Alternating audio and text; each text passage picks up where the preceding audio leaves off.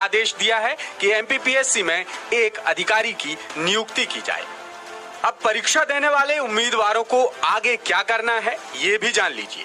पात्र उम्मीदवार 8 मार्च यानी शुक्रवार को हर हाल में सुबह 10 बजे से दोपहर 2 बजे तक एमपीपीएससी के इंदौर ऑफिस पहुंचकर आवेदन जमा करें।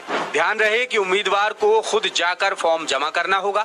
ईमेल या किसी दूसरे माध्यम से आवेदन स्वीकार नहीं किए जाएंगे। प्रक्रिया पूरी होने के बाद पात्र उम्मीदवारों के रोल नंबर जारी होंगे और फिर वो परीक्षा में शामिल हो सकेंगे। यानी अभी सिर्फ याचिकाकर्ताओं को ही शर्तों के साथ परीक्षा में बैठने की अनुमति दी गई है, जबकि विवादित प्रश्नों को लेकर लगी याचिका आगे भी जारी रहेगी और यदि इसमें याचिकाकर्ताओं के पक्ष में फैसला आता है तो फिर उन्हें आगे भी मान्य किया जाएगा। बता दें कि मेंस परीक्षा 11 मार्च से 16 मार्च तक एक ही शिफ्ट में सुबह 10 से दोपहर 1 बजे तक जारी रहेगी। अब आपको बताते हैं कि मेंस परीक्षा की तारीख आगे बढ़ाने को लेकर अब तक क्या क्या हुआ। प्री एग्जाम के रिजल्ट आने के बाद मेंस के लिए उम्मीदवारों को महज 53 दिन का समय मिला था।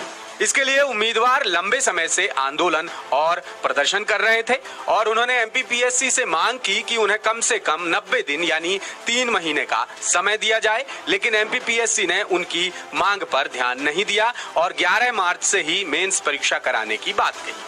फिर प्री एग्जाम के सवालों को लेकर हाईकोर्ट में याचिका लगाई गई और बात उठी कि सवाल गलत हुए तो इस आधार पर कई उम्मीदवार परीक्षा में बैठ सकते हैं, लेकिन हाईकोर्ट ने मामले को याचिकाकर्ताओं तक ही सीमित रख दिया।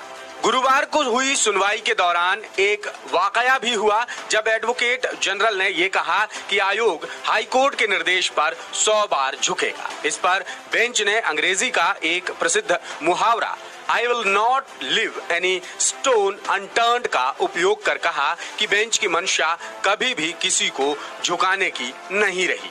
इधर हाई कोर्ट की इंदौर बेंच में भी इसी तरह की याचिका दायर की गई थी, जिसमें कुछ और उम्मीदवारों को मेंस परीक्षा में बैठने की पात्रता दे दी गई है। उधर एमपीपीएससी ने अलग अलग आदेशों के चलते एक बार फिर गुरुवार को ही पीएससी के फॉर्म भरने के लिए विंडो खोल दी थी। बहरहाल अब मामले की अगली सुनवाई 13 मार्च को है। इससे पहले 11 मार्च को यानी परीक्षा के दिन ही याचिकाकर्ताओं की पैरवी कर रहे वकील प्रश्नों की फ्रेमिंग गलत करने और आंसर की में जवाब बदलने वाले मामलों की अलग अलग चार्टिंग बनाएंगे ताकि दोनों मामलों की अलग अलग सुनवाई हो सके।